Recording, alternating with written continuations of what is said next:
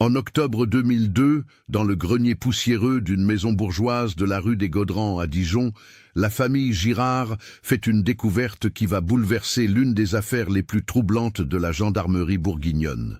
Caché derrière une poutre vermoulue, ils trouvent un képi de gendarme, parfaitement conservé, portant encore l'insigne officiel de la brigade de Dijon.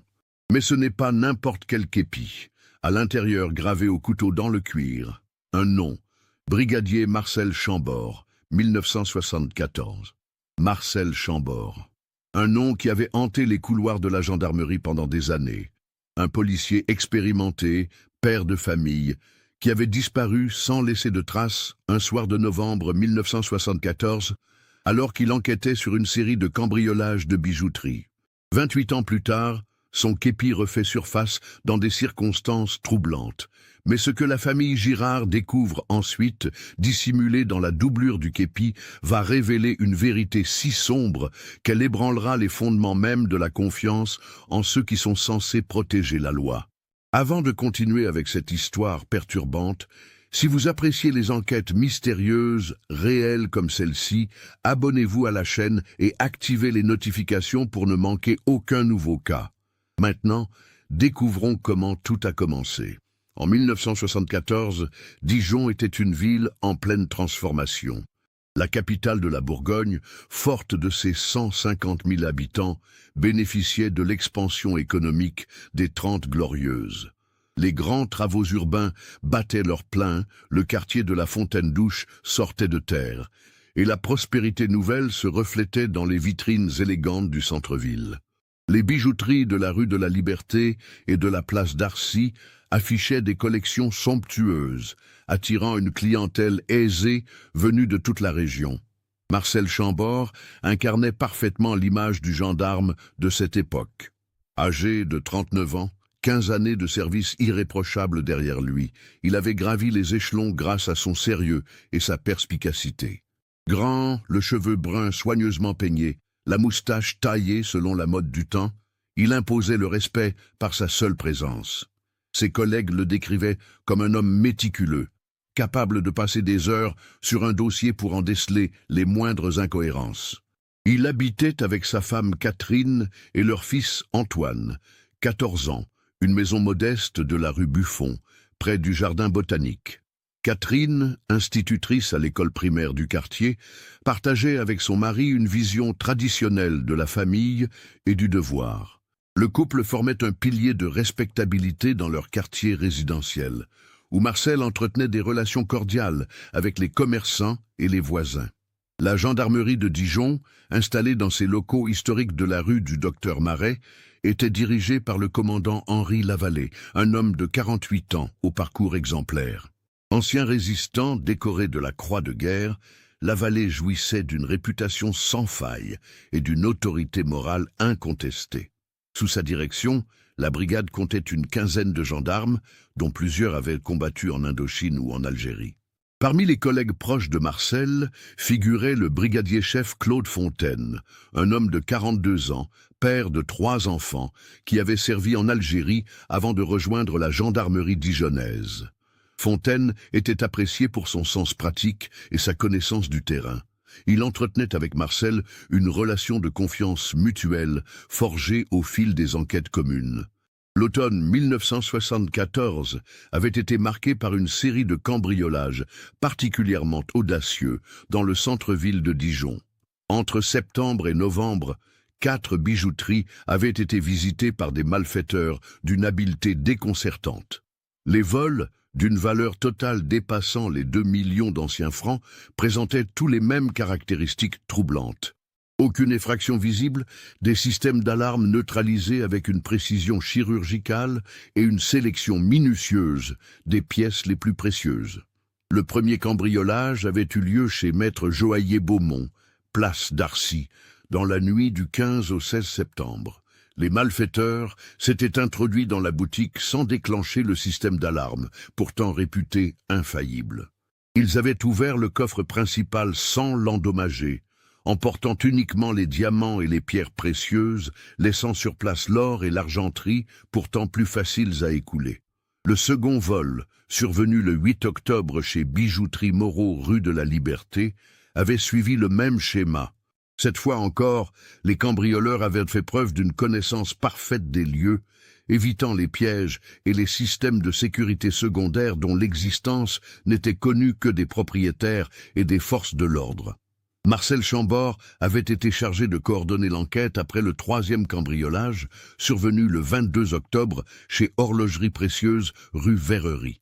Sa première observation avait été la sophistication des méthodes employées. Les malfaiteurs possédaient manifestement des informations privilégiées sur les systèmes de sécurité et les habitudes des commerçants. Marcel avait commencé son investigation par un travail de fourmi, interrogeant méthodiquement tous les témoins potentiels. Il avait établi que les 3 cambriolages avaient eu lieu des nuits de nouvelle lune, lorsque l'obscurité était maximale. Les malfaiteurs semblaient connaître les rondes des patrouilles de nuit et les horaires de passage des véhicules de police. Plus troublante encore, Marcel avait découvert que dans chaque cas, les bijoutiers avaient reçu la visite d'un inspecteur de sécurité dans les semaines précédant le cambriolage. Cet homme, toujours différent selon les témoignages, se présentait avec des papiers officiels et procédait à un audit de sécurité préventif, prenant des notes détaillées sur les systèmes d'alarme et les procédures de fermeture. L'enquête de Marcel avait rapidement révélé que ces inspecteurs étaient des imposteurs. Aucune société de sécurité de la région n'avait mandaté de telles visites. Les papiers d'identité présentés étaient des faux d'excellente qualité, et les témoignages des bijoutiers concordaient sur le professionnalisme apparent de ces hommes. Marcel avait alors orienté ses recherches vers les réseaux criminels locaux. Il connaissait bien les petits malfaiteurs dijonnais, leurs méthodes et leurs complices. Mais aucun d'entre eux ne possédait les compétences nécessaires pour mener des opérations d'une telle envergure. Il fallait chercher ailleurs. Au cours de ses investigations, Marcel avait commencé à remarquer des détails troublants. Lors des réunions de briefing quotidiennes, certains de ses collègues posaient des questions très précises sur l'avancement de l'enquête. Le brigadier-chef Fontaine, notamment, s'intéressait de près aux techniques d'investigation utilisées et aux pistes suivies. Marcel avait également observé que les informations sur les cambriolages circulaient rapidement dans la gendarmerie, parfois avant même que les procès-verbaux officiels ne soient rédigés. Cette rapidité de circulation l'intriguait, car il avait toujours veillé à la confidentialité de ses enquêtes. Un incident particulier avait éveillé ses soupçons. Le 5 novembre, Marcel avait planifié une surveillance discrète de la bijouterie Cartier, rue des Forges, suspectant qu'elle pourrait être la prochaine cible. Il n'avait informé que le commandant Lavallée de cette opération, prévue pour la nuit du 7 au 8 novembre. Or, le 6 novembre au soir, Marcel avait aperçu Fontaine, en conversation avec un homme qu'il ne connaissait pas, près de la bijouterie en question. Quand Marcel avait questionné discrètement Fontaine le lendemain, celui-ci avait prétendu avoir rencontré un ami d'enfance par hasard. Mais quelque chose dans son attitude avait troublé Marcel. Fontaine semblait nerveux, évasif, évitant le regard direct. La nuit du 10 novembre 1974, Marcel avait décidé de mener sa propre filature. Il avait suivi Fontaine après la fin de son service, à distance respectueuse, dans les rues faiblement éclairées de Dijon.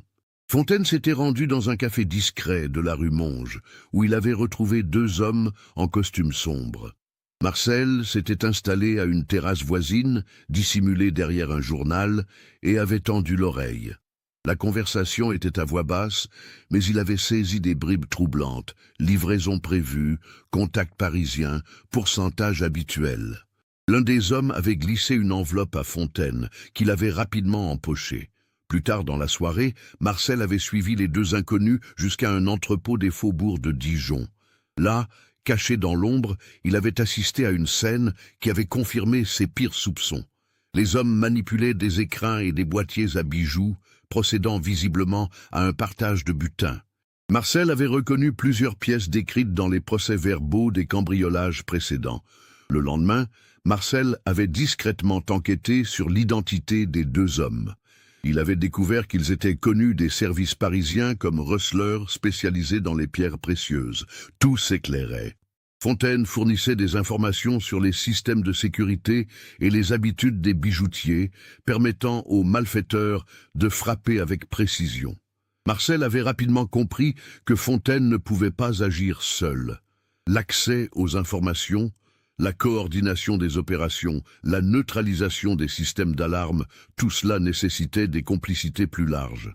Il avait commencé à observer discrètement ses autres collègues, notant les changements de comportement, les dépenses soudaines, les absences inexpliquées.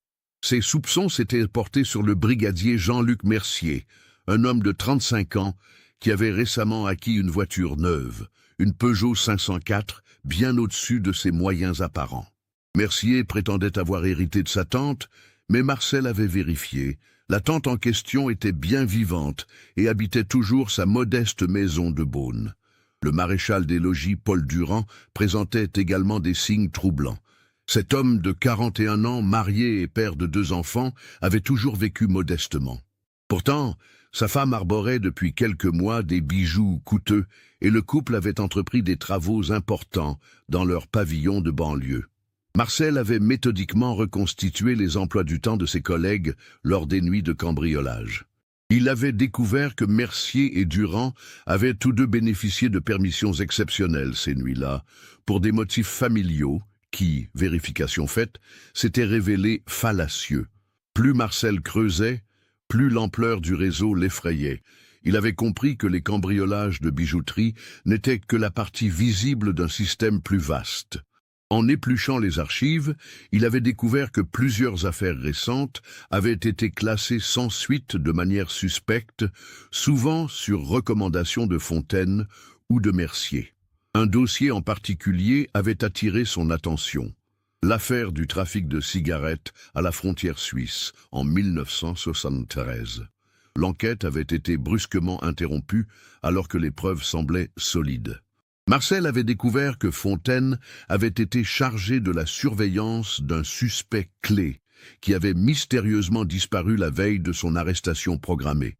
Marcel avait également remarqué que certains de ses collègues corrompus entretenaient des relations privilégiées avec des avocats véreux et des hommes d'affaires aux activités douteuses. Le système fonctionnait comme une toile d'araignée, où chaque maillon protégeait les autres. Le plus troublant était l'implication probable du commandant Lavallée. Marcel avait observé que son supérieur hiérarchique était parfaitement informé des moindres détails de l'enquête, mais ne prenait jamais les décisions qui auraient pu mener à des arrestations. Lavallée orientait subtilement les investigations vers des pistes sans issue, protégeant de facto les vrais coupables. Marcel avait compris qu'il ne pouvait faire confiance à personne dans sa propre brigade. Il avait décidé de constituer un dossier complet avant de saisir l'inspection générale de la gendarmerie. Pendant plusieurs semaines, il avait travaillé en secret, photographiant des documents, enregistrant des conversations, établissant des liens entre les différents protagonistes. Il avait acheté un petit magnétophone portable, un modèle Philips compact qui tenait dans la poche. Avec cet appareil, il avait enregistré plusieurs conversations compromettantes, notamment celle du 18 novembre où Fontaine donnait des détails précis sur les prochaines cibles à son contact parisien. Marcel avait également photographié des documents sensibles, utilisant un petit appareil photo Minox qu'il avait acquis discrètement. Les clichés montraient les plannings modifiés, les rapports falsifiés, les demandes de permission suspectes. Chaque pièce était méticuleusement datée et référencée. Le dossier de Marcel contenait également des témoignages de commerçants qui avaient reçu la visite des faux inspecteurs. Il avait retrouvé plusieurs victimes qui n'avaient pas été cambriolées, mais qui avaient été auditées par les mêmes hommes. Ces témoignages révélaient l'ampleur de la préparation et la minutie de l'organisation criminelle. Le 20 novembre 1974, Marcel avait intercepté une conversation téléphonique entre Fontaine et son contact parisien. Le réseau préparait un coup d'envergure. Le cambriolage de la bijouterie Maison Boucheron, rue de la Préfecture, prévu pour le week-end du 23 à 24 novembre. Cette bijouterie était la plus prestigieuse de Dijon, et son coffre contenait des pièces d'une valeur exceptionnelle. Marcel avait appris que l'opération était prévue pour le samedi soir, pendant que les propriétaires assisteraient au gala de bienfaisance de la Croix-Rouge organisé à l'hôtel de ville. Fontaine avait fourni les détails de l'événement, les horaires précis, et même la liste des invités obtenue grâce à ses contacts dans l'administration municipale. Le plan était d'une sophistication remarquable. Pendant que les propriétaires seraient en représentation publique, les malfaiteurs auraient tout le temps nécessaire pour opérer. Durand s'était arrangé pour être de service cette nuit-là, et il détournerait les patrouilles de routine. Mercier fournirait un alibi en témoignant d'une soirée passée ensemble dans un bar du centre-ville. Marcel avait réalisé qu'il tenait là l'occasion de confondre tout le réseau. Il avait décidé de constituer un dossier d'accusation complet avec toutes les preuves nécessaires avant de les faire arrêter en flagrant délit. Ce serait le coup de filet qui démantèlerait définitivement l'organisation. Marcel avait passé les derniers jours de novembre à peaufiner son dossier. Il avait rédigé un rapport détaillé de 37 pages, exposant méthodiquement tous les faits, toutes les preuves, tous les témoignages. Ce document était sa police d'assurance, la garantie que la vérité éclaterait même s'il lui arrivait quelque chose. Il avait confectionné plusieurs copies du dossier qu'il avait caché en différents endroits. Une copie était dissimulée dans son bureau personnel, une autre dans sa voiture, une troisième dans sa maison. Il avait également préparé une lettre détaillée à l'intention de l'inspection générale, qu'il comptait envoyer dès que les arrestations auraient eu lieu. Marcel avait pris une précaution supplémentaire. Il avait enregistré un témoignage complet sur son magnétophone, récapitulant tous les faits et nommant tous les coupables. Cette bande magnétique était cachée dans la doublure de son képi, cousue soigneusement dans un petit compartiment qu'il avait aménagé. En cas de problème, cette preuve ultime témoignerait de la vérité.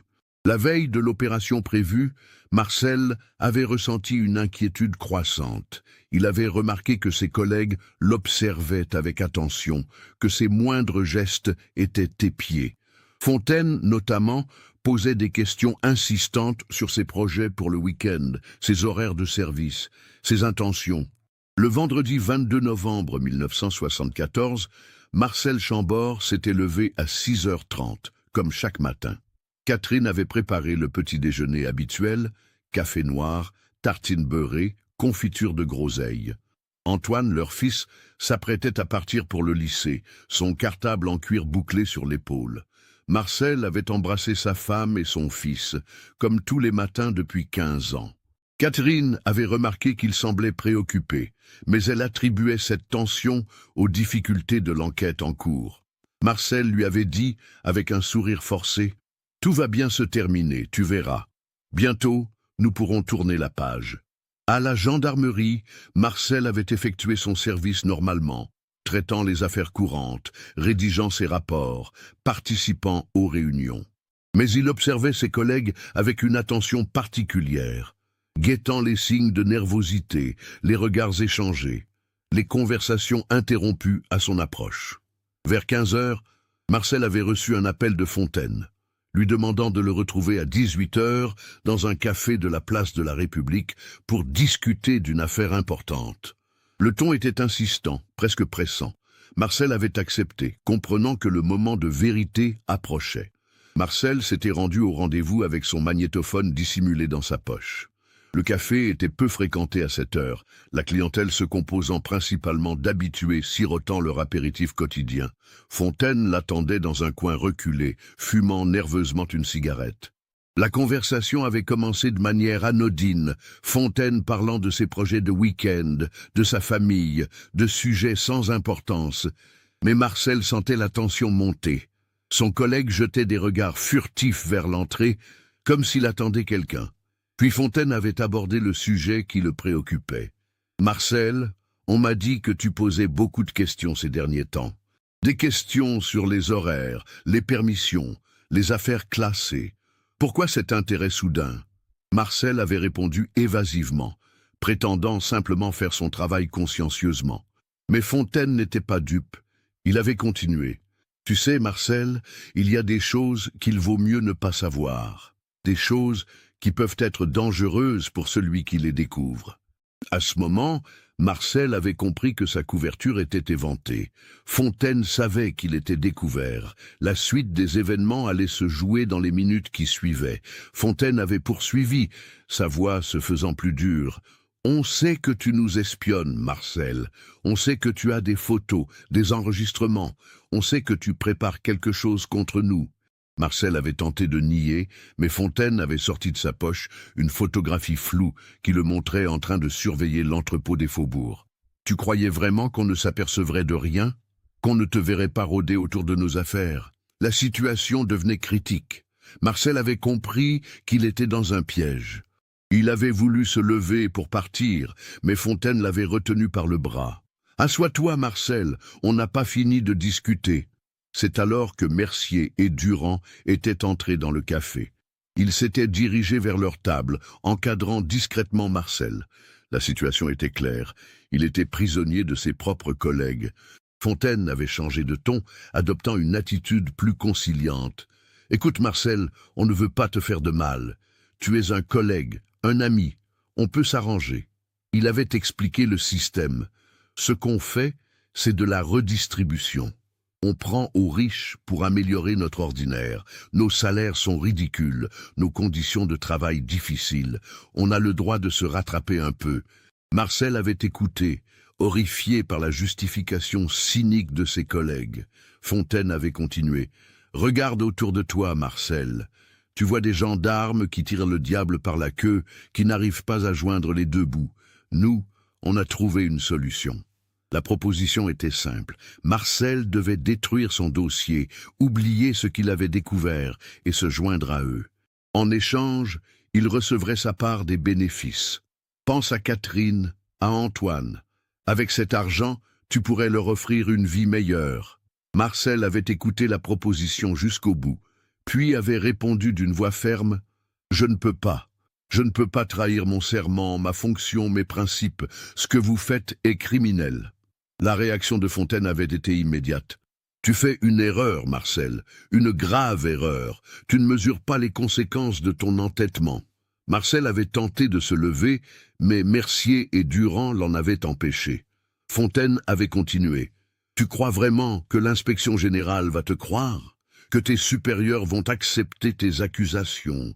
Tu n'as aucune idée de l'ampleur de ce que tu as découvert. » Il avait révélé l'implication du commandant Lavallée, expliquant que le réseau s'étendait bien au-delà de la brigade de Dijon. Des hommes importants sont impliqués, Marcel. Des hommes qui ont le pouvoir de détruire ta carrière, ta réputation, ta vie.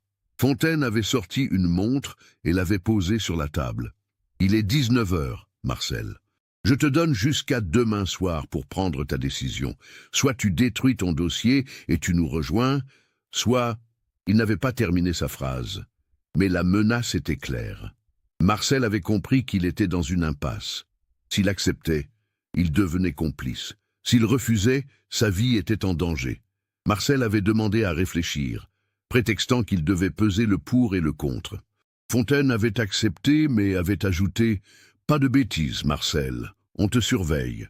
Toute tentative de contact avec l'extérieur, toute démarche suspecte et les conséquences seront immédiates. » Marcel avait quitté le café sous surveillance discrète. Il savait qu'il était suivi, que ses moindres gestes étaient épiés.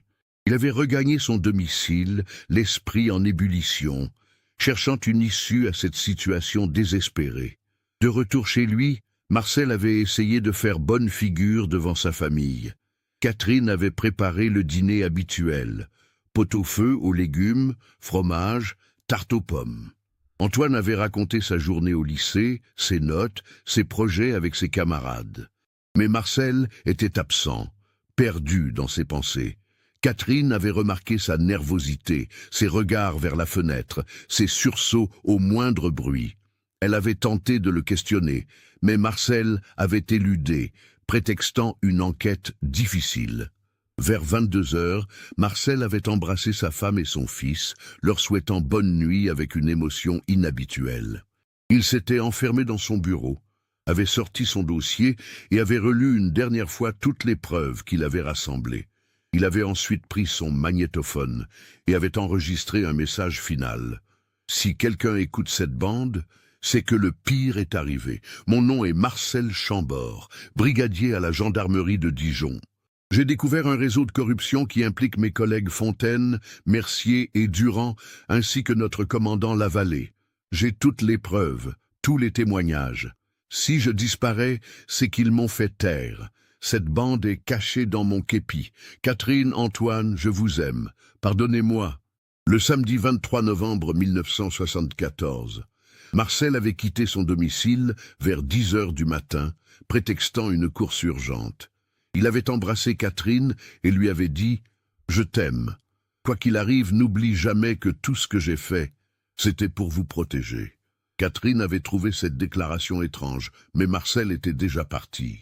Il avait pris sa voiture de service, une Peugeot 404 blanche, et s'était dirigé vers le centre-ville. C'était la dernière fois qu'on le voyait vivant. L'enquête officielle avait établi que Marcel avait garé sa voiture place de la République vers 10h30. Un témoin l'avait vu entrer dans le café où il avait rendez-vous avec Fontaine la veille. Mais après 11 heures, plus aucune trace. La voiture avait été retrouvée le lendemain, les clés sur le contact, les portières non verrouillées. Aucune trace de lutte, aucun indice. Marcel Chambord avait disparu comme s'il s'était évaporé. Le commandant Lavallée avait pris personnellement en charge l'enquête sur la disparition de Marcel. Il avait interrogé les collègues, les témoins, la famille. Fontaine, Mercier et Durand s'étaient montrés très coopératifs, exprimant leur inquiétude et leur désir d'aider à retrouver leurs collègues. L'enquête avait exploré toutes les pistes classiques. Problèmes familiaux, difficultés financières, dépression, enlèvement. Mais aucune ne menait à une explication satisfaisante. Marcel était un homme équilibré, aimant sa famille, sans dette ni ennemi connu. Catherine avait été interrogée longuement. Elle avait expliqué que son mari semblait préoccupé depuis quelques semaines, mais qu'elle attribuait cela à son travail. Elle avait mentionné ses sorties inhabituelles, ses retours tardifs, mais sans y attacher d'importance particulière. L'enquête avait également révélé que Marcel avait constitué un dossier sur les cambriolages de bijouterie. Mais ce dossier avait mystérieusement disparu de son bureau. Lavallée avait expliqué que Marcel emportait souvent ses dossiers chez lui pour travailler, ce qui justifiait cette absence. Les recherches s'étaient étendues sur plusieurs mois. Les gendarmes avaient fouillé les bois environnants, dragué les étangs, interrogé les témoins potentiels dans toute la région. Mais Marcel Chambord demeurait introuvable, comme s'il avait été happé par le néant. Au bout de 6 mois, l'enquête avait été classée sans suite. Marcel Chambord était officiellement porté disparu, présumé mort. Sa famille avait touché une pension de veuve de guerre, et la gendarmerie avait organisé une cérémonie sobre en mémoire de leurs collègues disparus. Après la disparition de Marcel, les cambriolages de bijouterie avaient cessé net. Fontaine avait expliqué cette accalmie par l'efficacité des mesures de sécurité renforcées mises en place par la gendarmerie. Les bijoutiers, rassurés, avaient progressivement repris confiance. Catherine Chambord avait continué à vivre dans leur maison de la rue Buffon avec Antoine. Elle n'avait jamais cessé d'espérer le retour de son mari, refusant de le faire déclarer officiellement décédé. Chaque année, le 23 novembre, elle déposait des fleurs sur une tombe symbolique au cimetière de Dijon. Antoine avait grandi sans père, marqué par cette disparition inexpliquée. Il avait quitté Dijon après son baccalauréat, s'installant à Lyon pour ses études de droit. Il était devenu avocat, spécialisé dans la défense des victimes d'erreurs judiciaires, comme mu par une quête de justice héritée de son père. Fontaine, Mercier et Durand avaient poursuivi leur carrière dans la gendarmerie sans encombre. Fontaine avait même été promu commandant en 1982, prenant la succession de Lavallée, parti à la retraite. Leur réseau criminel avait cessé toute activité après la disparition de Marcel, par prudence et peut-être aussi par remords. 28 ans plus tard, en octobre 2002, la famille Girard avait hérité d'une maison bourgeoise de la rue des Gaudrans. Cette demeure du XIXe siècle, léguée par une grand-tante célibataire, nécessitait d'importants travaux de rénovation. Paul Girard, entrepreneur en bâtiment, avait décidé d'effectuer lui-même une partie des travaux pour économiser. Le samedi 12 octobre 2002, Paul était monté dans le grenier avec son fils Julien, 17 ans, pour évaluer l'ampleur des travaux d'isolation nécessaires. Le grenier, mansardé, était encombré de meubles anciens, de malles poussiéreuses et d'objets divers accumulés au fil des décennies. En déplaçant une vieille armoire normande pour accéder au comble, Paul avait découvert qu'elle dissimulait une alcôve aménagée derrière une poutre maîtresse. Dans cette cachette, soigneusement emballée dans un sac plastique, se trouvait un képi de gendarme en parfait état de conservation. Julien avait immédiatement remarqué l'inscription gravée à l'intérieur. Brigadier Marcel Chambord, 1974. Le nom ne leur disait rien, mais l'aspect officiel de l'objet les avait incités à la prudence. Paul avait décidé de porter le képi au commissariat de police. Au commissariat central de Dijon, le képi avait été confié au capitaine Sylvie Moreau, une enquêtrice expérimentée de 42 ans. Elle avait immédiatement consulté les archives et retrouvé le dossier de la disparition de Marcel Chambord, classé depuis 1975. En examinant minutieusement le képi, le capitaine Moreau avait fait une découverte stupéfiante. La doublure avait été décousue, puis recousue de manière artisanale. En l'ouvrant délicatement, elle avait trouvé une microcassette soigneusement emballée dans du plastique. La bande magnétique, malgré son âge, était en bon état. Transférée sur support numérique par les services techniques, elle avait révélé la voix de Marcel Chambord enregistrant son témoignage final. Le contenu de l'enregistrement avait provoqué un séisme dans les services de police. Le capitaine Moreau avait immédiatement saisi le procureur de la République et demandé la réouverture officielle de l'enquête. Cette fois, Marcel Chambord n'était plus considéré comme un disparu, mais comme une victime d'homicide. L'enregistrement de Marcel durait exactement 14 minutes et 37 secondes. Sa voix était claire, déterminée, malgré l'émotion perceptible. Il détaillait méthodiquement le réseau de corruption qu'il avait découvert, citant noms, dates, lieux et montants. Marcel révélait l'existence d'un système organisé impliquant au minimum 4 gendarmes de la brigade de Dijon, Fontaine, Mercier, Durand et le commandant Lavallée. Il expliquait leur méthode. Infiltration des bijouteries par de faux inspecteurs, récupération des informations sur les systèmes de sécurité, cambriolage coordonné et revente du butin à Paris. Plus troublant encore, Marcel révélait que le réseau s'étendait au-delà des simples cambriolages. Il mentionnait des affaires classées sans suite, des témoins intimidés, des preuves qui disparaissaient mystérieusement. La corruption gangrénait toute la chaîne judiciaire locale. L'enregistrement se terminait par un appel poignant. « Si cette bande est retrouvée, c'est que j'ai payé de ma vie ma volonté de faire éclater la vérité. Ne laissez pas mon sacrifice être vain. Catherine, Antoine, je vous aime plus que tout. » Le capitaine Moreau avait constitué une équipe spécialisée pour cette enquête sensible. Elle avait rapidement établi que Fontaine était décédé d'un cancer en 1995, emportant ses secrets dans la tombe. Mercier et Durand, tous deux retraités, vivaient respectivement à Beaune et à Auxerre. Lavallée, âgé de 76 ans, en 2002, coulait une retraite dorée dans une villa de Cannes, bien au-dessus de ses moyens officiels. L'enquête patrimoniale avait révélé des investissements immobiliers et des comptes bancaires incompatibles avec sa pension de retraite de gendarme. L'interrogatoire de Mercier avait rapidement tourné à l'aveu. Confronté à l'enregistrement de Marcel, l'ancien gendarme s'était effondré. Il avait reconnu sa participation au réseau, expliquant qu'il avait été recruté par Fontaine en 1973, après des difficultés financières liées à la maladie de sa femme.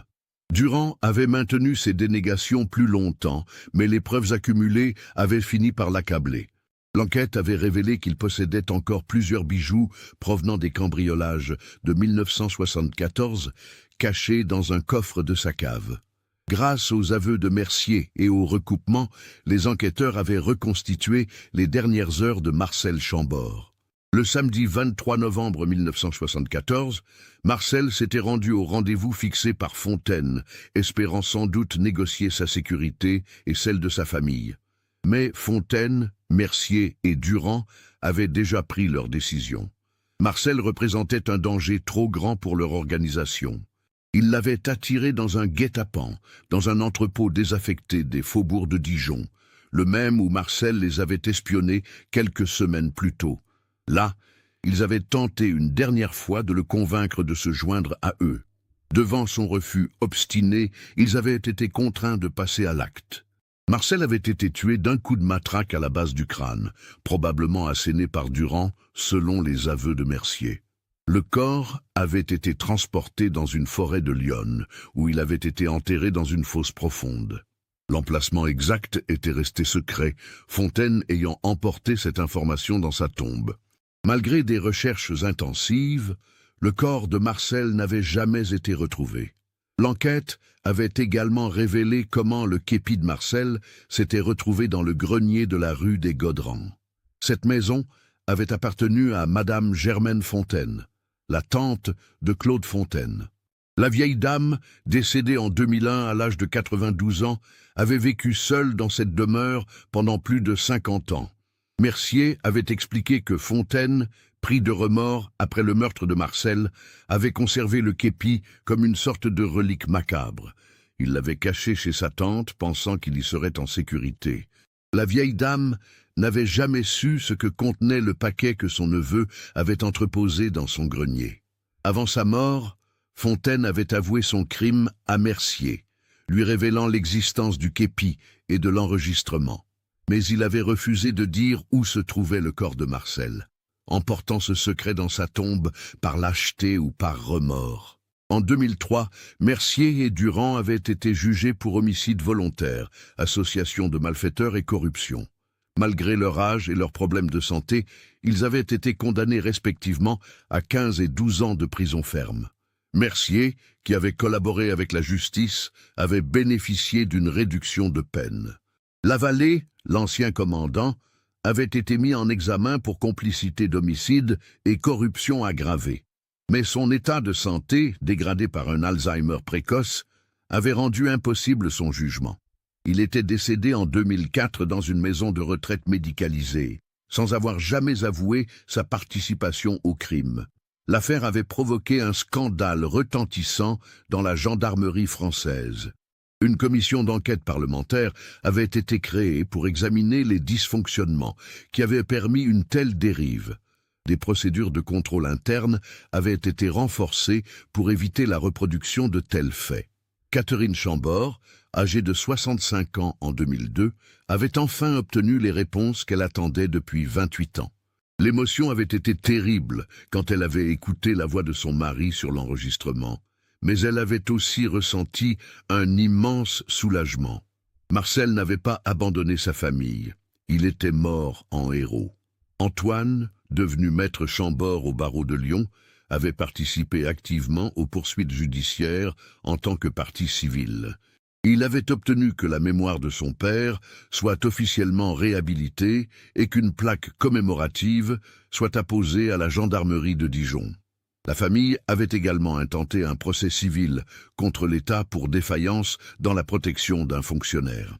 L'indemnisation, symbolique, avait permis de financer une bourse d'études pour de jeunes gendarmes méritants, baptisée Bourse Marcel Chambord.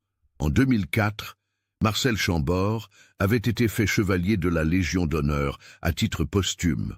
La cérémonie, organisée à la gendarmerie de Dijon en présence de sa famille, avait rassemblé de nombreux anciens collègues venus rendre hommage à sa mémoire. Le général commandant la région de gendarmerie de Bourgogne avait prononcé un éloge émouvant. Marcel Chambord incarnait les valeurs les plus nobles de notre institution: courage, intégrité, dévouement au service public. Sa mort tragique nous rappelle que le prix de la justice est parfois le sacrifice suprême. Une rue de Dijon avait été baptisée rue Brigadier Marcel Chambord en 2005. Cette voie, située dans le quartier où il avait vécu, perpétuait sa mémoire pour les générations futures. Une plaque explicative rappelait son histoire et son sacrifice. L'affaire Marcel Chambord avait marqué un tournant dans l'histoire de la gendarmerie française. Elle avait conduit à la création d'un service d'inspection interne renforcé et à la mise en place de procédures de signalement protégeant les fonctionnaires qui dénoncent les dysfonctionnements. Des formations sur l'éthique et la déontologie avaient été généralisées dans toutes les écoles de gendarmerie. L'histoire de Marcel était devenue un cas d'étude, enseigné aux futurs officiers comme exemple de courage moral et d'intégrité professionnelle. Son sacrifice avait également inspiré la création d'une association de soutien aux familles de gendarmes victimes du devoir. Catherine Chambord en était devenue la présidente d'honneur, consacrant ses dernières années à aider d'autres familles endeuillées. Malgré les révélations de l'enquête, certaines zones d'ombre persistaient. L'ampleur réelle du réseau de corruption n'avait jamais été totalement établie. Combien d'autres affaires avaient été étouffées? Combien d'autres complices n'avaient jamais été identifiés? Le corps de Marcel n'avait jamais été retrouvé, malgré de nombreuses recherches dans les forêts de l'Yonne. Cette absence de sépulture continuait de hanter sa famille. Catherine était décédée en 2010 sans avoir pu se recueillir sur la tombe de son mari. L'affaire avait également soulevé des questions sur la responsabilité de la hiérarchie. Comment Lavallée avait-il pu couvrir ses subordonnés pendant si longtemps? D'autres supérieurs étaient-ils au courant? L'enquête n'avait jamais permis de répondre définitivement à ces interrogations. En 2014, 40 ans après la disparition de Marcel Chambord, Antoine avait organisé une cérémonie commémorative à Dijon. La gendarmerie, la municipalité et de nombreuses associations avaient participé à cet hommage. Le képi de Marcel, devenu pièce à conviction puis relique familiale, était exposé dans une vitrine d'honneur.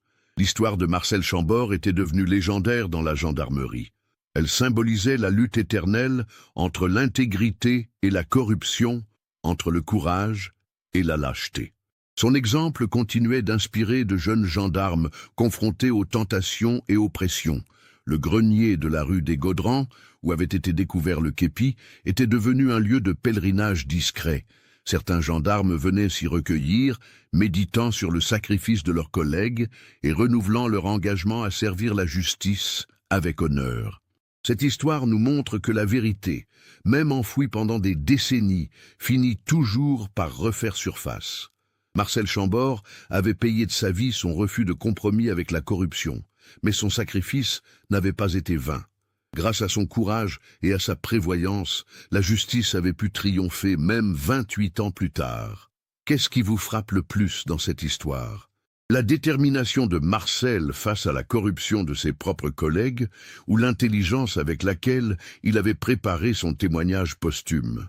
Partagez vos réflexions dans les commentaires.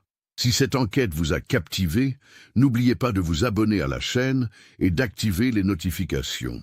Laissez votre like si cette histoire vous a ému et partagez-la avec quelqu'un qui s'intéresse aux affaires policières. La mémoire de Marcel Chambord mérite d'être préservée et son exemple continue d'inspirer tous ceux qui croient en la justice.